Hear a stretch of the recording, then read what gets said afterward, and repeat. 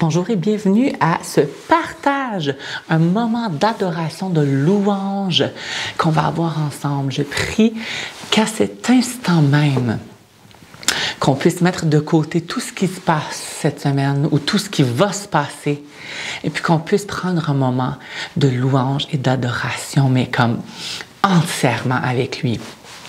Pour ceux qui ne me connaissent pas, moi c'est Pasteur André Lefebvre et puis vous m'avez sûrement vu souvent sur scène en train de chanter. Eh bien, j'aimerais vous expliquer mon parcours d'adoration, de louange, ce que Dieu m'a révélé, ce que c'est la louange, ce que c'est l'adoration. On va voir quelques points, tout en ayant ensemble un moment d'adoration, un moment de louange, un moment sincère avec notre Dieu. Est-ce que vous êtes partant pour ça aujourd'hui?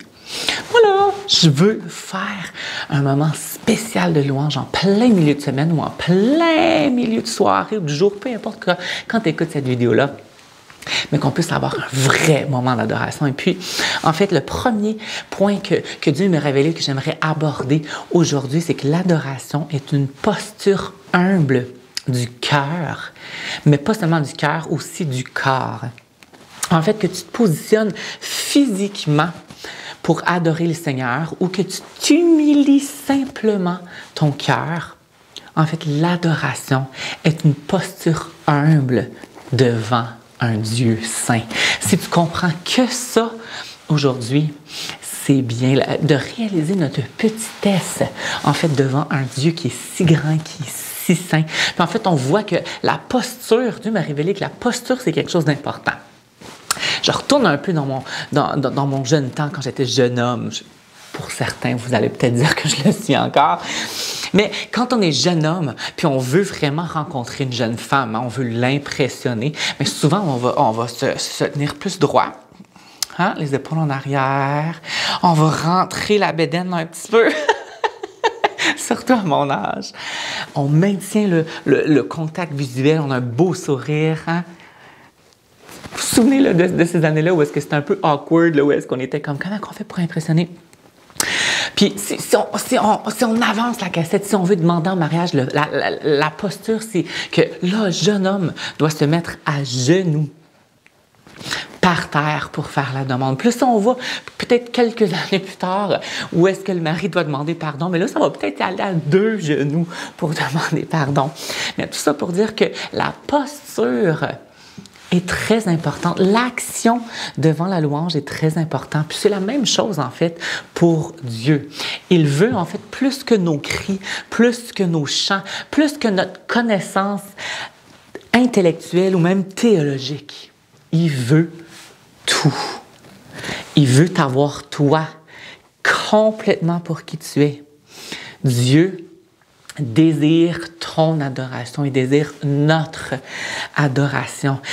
Il veut passer des moments d'intimité avec toi. Alors, on se doit de l'adorer intentionnellement. Si il veut tout de nous, mais on doit tout donner de nous. C'est à nous de faire. Dieu, prends tout.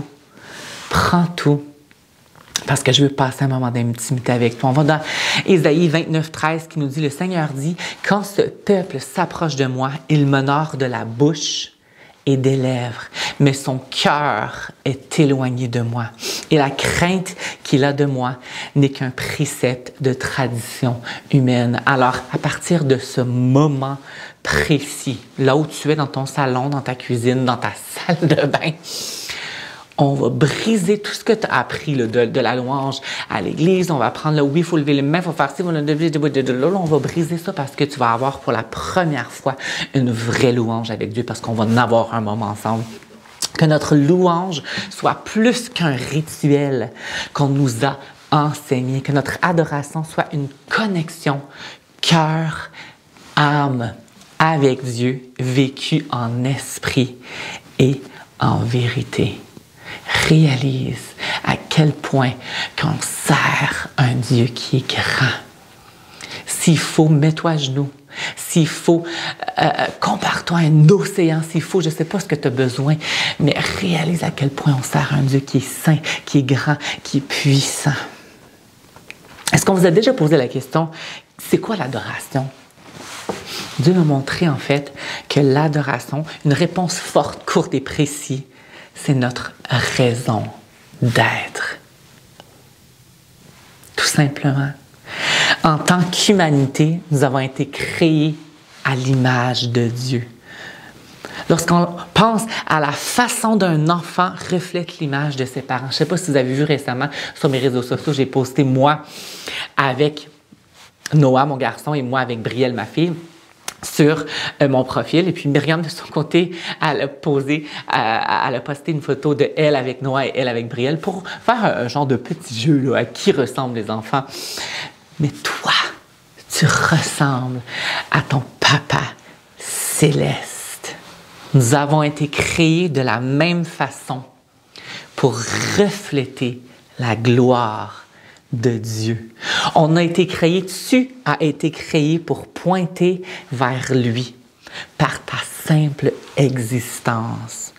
Je dirais même que notre raison d'être est d'adorer Dieu. Puis là, vous allez dire, mais là, André, tu vas-tu chanter éventuellement? Hein? Et oui, mon premier chant que je vais vous emmener, c'est vraiment quand je regarde ta sainteté et quand je contemple ta beauté. Je veux t'adorer. C'est la raison pour laquelle je vis. Alors, tasse tout ce qu'il faut tasser parce que c'est live que ça se passe, un moment d'intimité avec Dieu.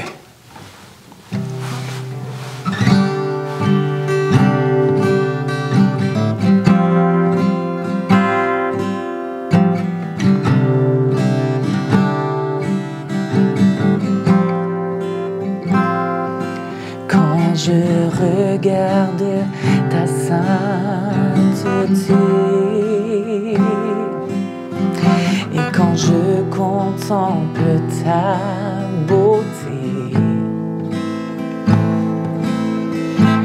les choses qui m'entourent ne valent plus rien pour moi.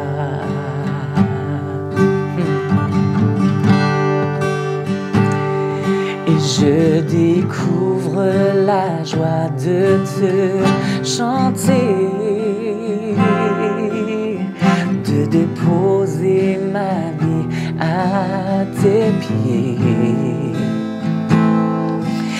Il n'y a que toi qui importe pour moi. Si vous le savez, chantez-le avec moi. Je veux t'adorer. Oh, oui, t'adorer.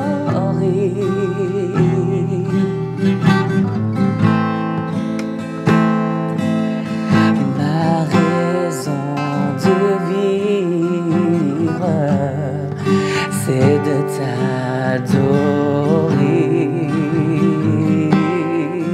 Oh, je veux t'adorer.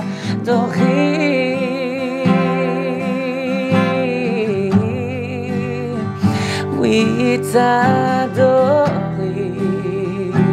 Oh,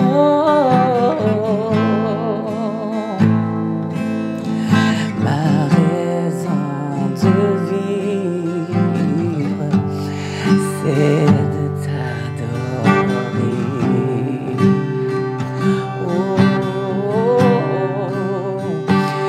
Oui, c'est la raison pour laquelle je vis.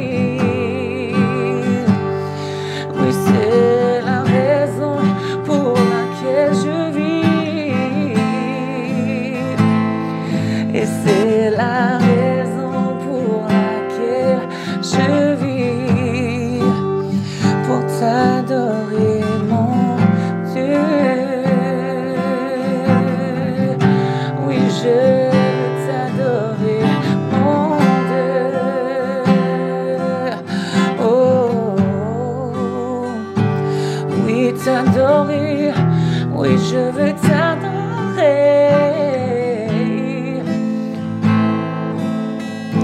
Ma raison de vivre,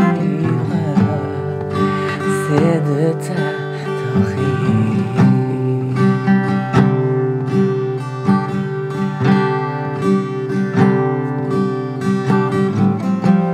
Prenez un moment pour dire à quel point vous l'aimez, à quel point il est grand, à quel point il est puissant, à quel point il est saint.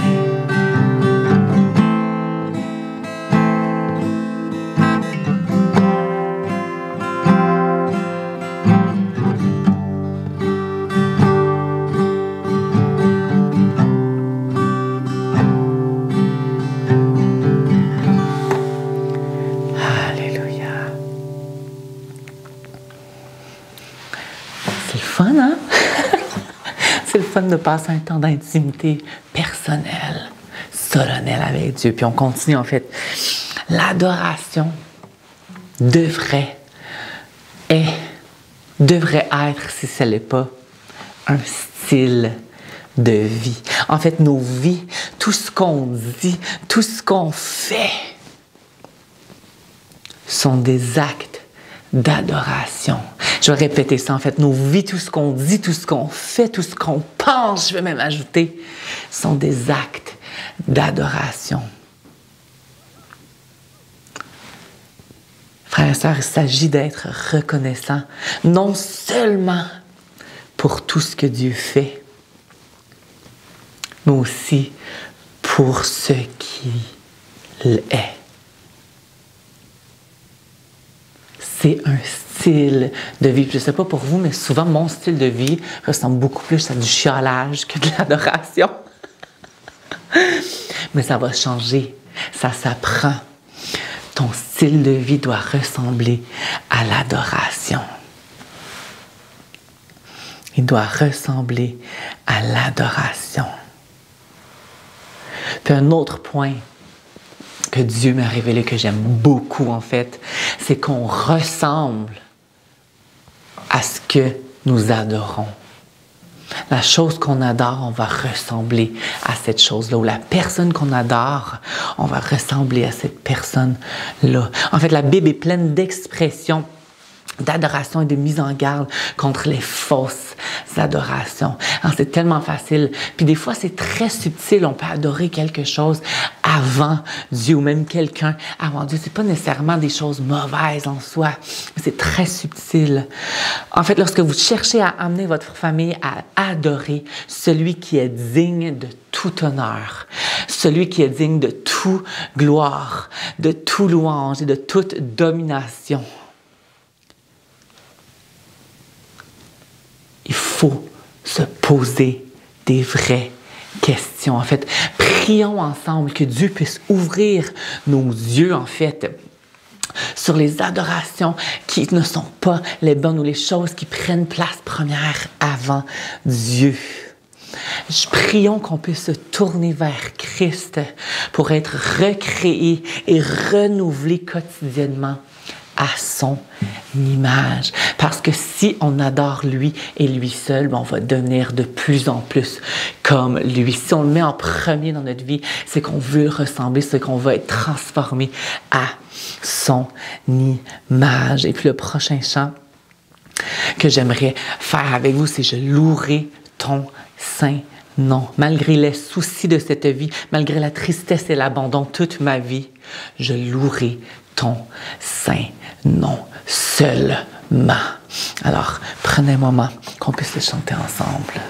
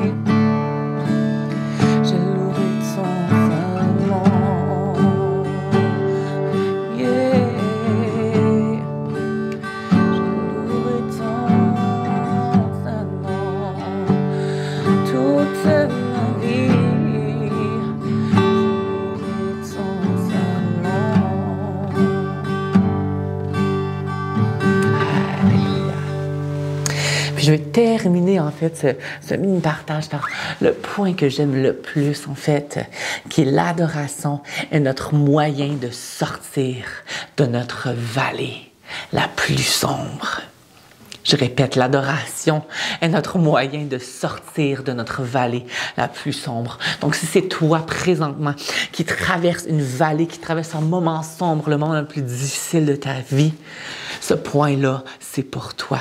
En fait, lorsque nos cœurs sont brisés et lorsqu'on ne sait juste plus quoi faire, tournons-nous vers le Seigneur qui a connu encore plus de souffrance que nous pourrions même imaginer. La bonne nouvelle, c'est qu'il a fait tout cela par amour pour toi, pour moi, pour nous tous. Il connaît chacune de tes larmes. Et l'Écriture dit même qu'il recueille même toutes tes larmes dans une bouteille. Alors la seule façon de guérir, frères et sœurs, c'est d'adorer Dieu à travers notre douleur et de le placer au-dessus de notre souffrance. Parce que c'est en sa présence qu'il y aura une plénitude de joie, même dans la souffrance. Il donne l'amour, la miséricorde, la grâce, la guérison, la sagesse et la force. La meilleure guérison, frères et sœurs, que nous puissions obtenir, c'est de nous asseoir dans sa présence. Et je répète cette phrase, la meilleure guérison qu'on peut obtenir, c'est de s'asseoir dans sa présence. Il vous aidera à traverser l'épreuve que tu vis présentement. Tout ce que tu as à faire, c'est de t'abandonner, de lever les bras, de te mettre à genoux s'il faut et dire « Mon cœur t'appartient. Je te mets en premier. Mes yeux ne sont fixés que sur toi. » Et c'est comme ça que tu vas obtenir la paix et la victoire sur ton épreuve. Et puis le dernier chant qu'on va faire ensemble, c'est « Jésus, je te suivrai ». Puis ça commence dans la joie quand le soleil m'inonde, mais d'un autre côté, sur les monts où ta présence abonde, « Jésus, je te suivrai ». De l'autre côté, dans la peine, quand mon âme sombre dans la vallée du deuil de l'ombre, Jésus, je te suivrai. Donc, peu importe comment je me sens, peu importe ce que je vis, Jésus, je te suivrai.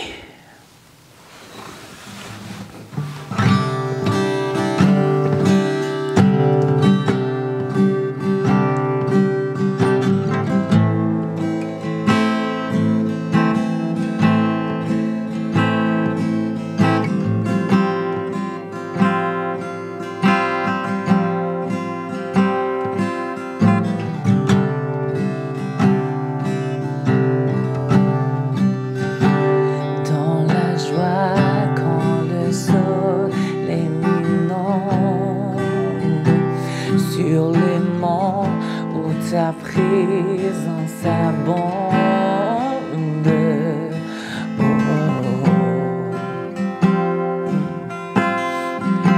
Jésus, je te suivrai.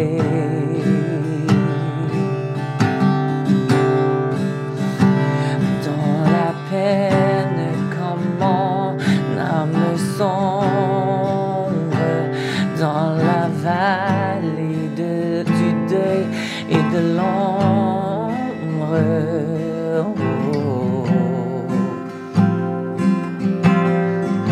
Jésus, je te suivrai, car tu es mort pour moi.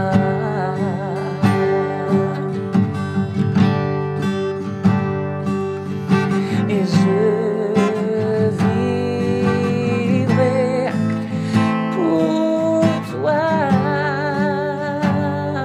Yeah.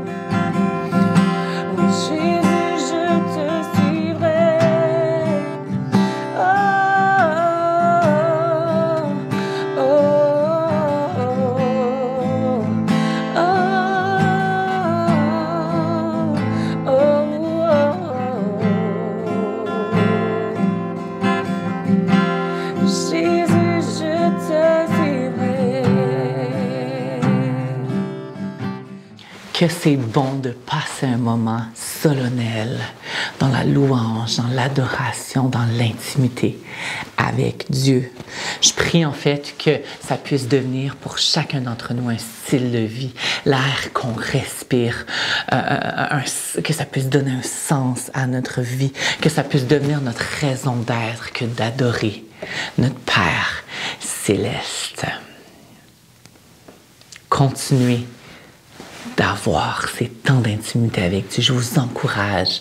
Vous allez devenir encore plus comme lui si vous passez du temps dans l'intimité avec lui. Alors, on se dit à une prochaine et puis devenons tous des adorateurs ensemble. Bye!